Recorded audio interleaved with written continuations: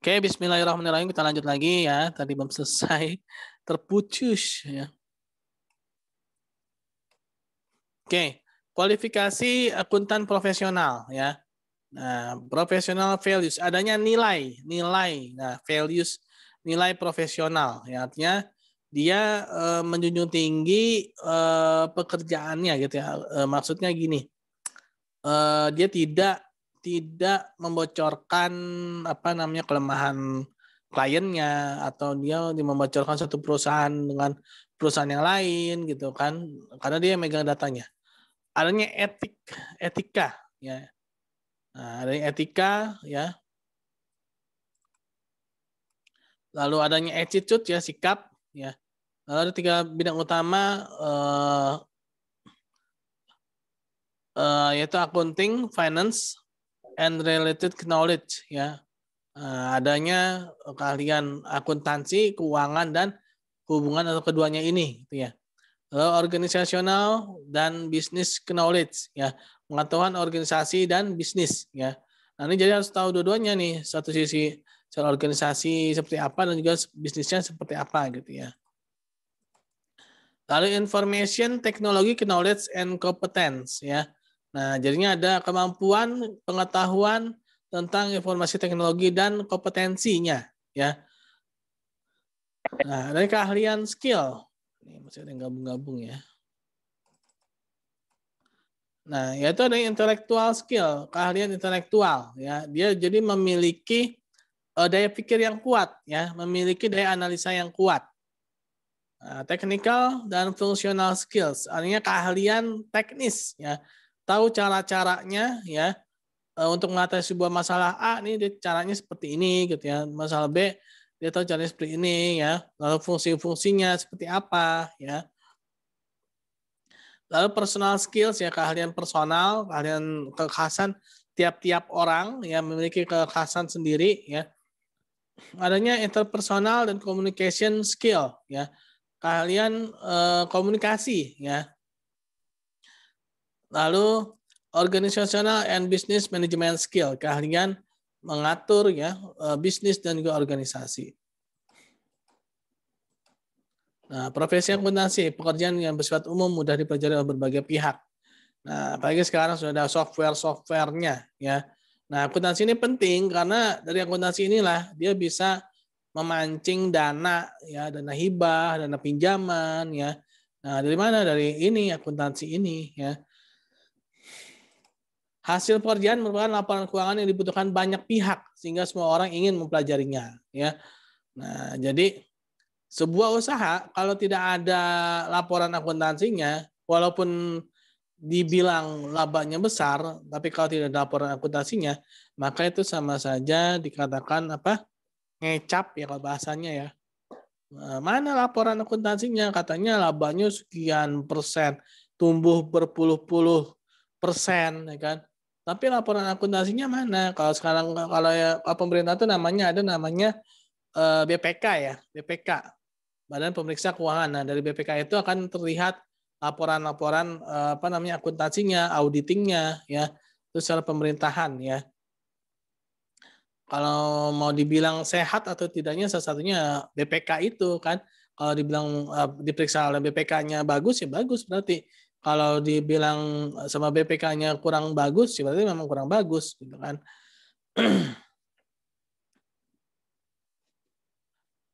Lalu menggunakan dan mengikuti standar internasional ya. Kalau ini apa namanya? Saya lupa tuh.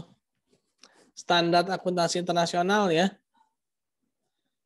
International Financial Reporting Standard, IFRS ya, ini dia nih.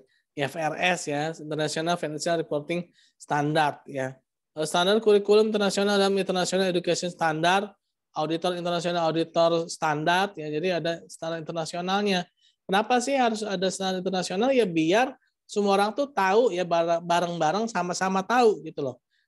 Jadi jangan sampai ada bahasa-bahasa yang tidak dipahami oleh satu pihak terhadap pihak yang lain gitu kan.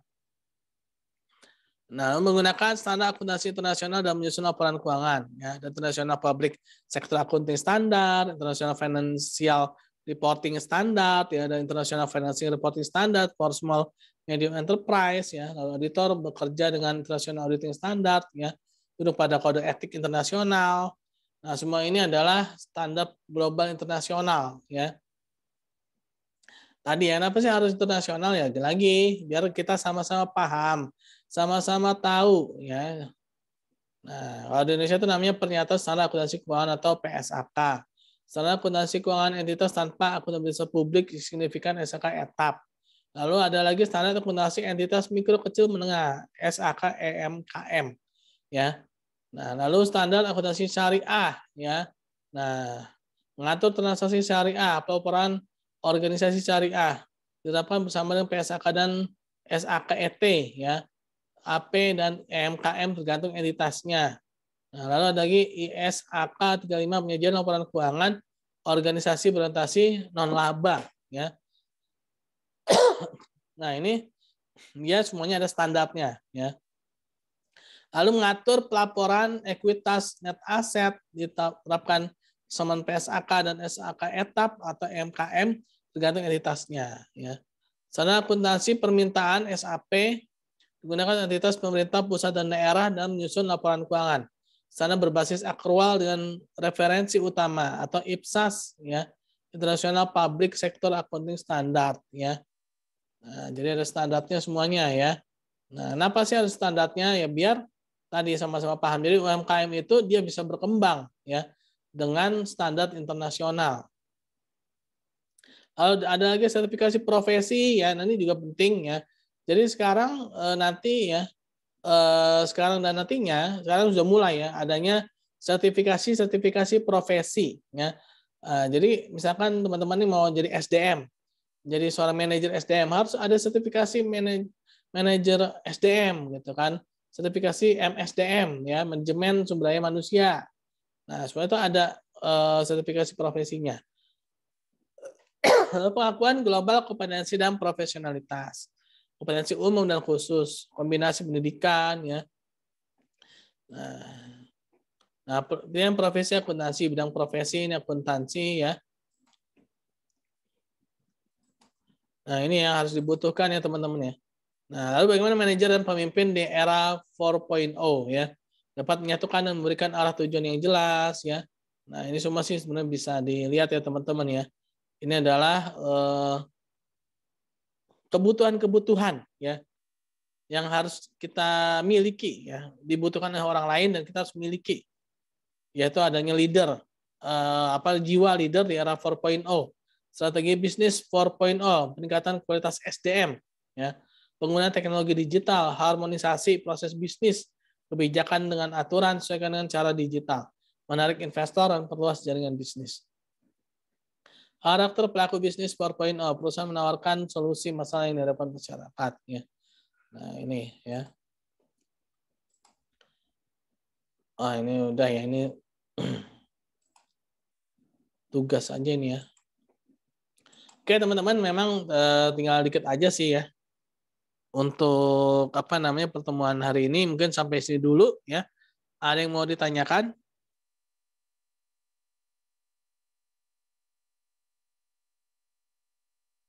Halo? Ada yang mau ditanyakan? Tidak, Pak, cukup. Tidak ada, Pak, cukup. Oke. Oke, memang kalau tidak ada, terima kasih, ya, atas kehadirannya. Mohon maaf, saya juga masih online, ya, karena kemarin Sabtu saya pulang ya kehujanan, ya, bukan agak sih, memang kehujanan nih, jadi batuk pilek sampai sekarang nih, ya. Oke, terima kasih. Assalamualaikum warahmatullahi wabarakatuh. Subhanakallahumma bihamdik, subhanakallahumma bihamdika asyhadu an la ilaha illa anta astaghfiruka wa atubu ilaik.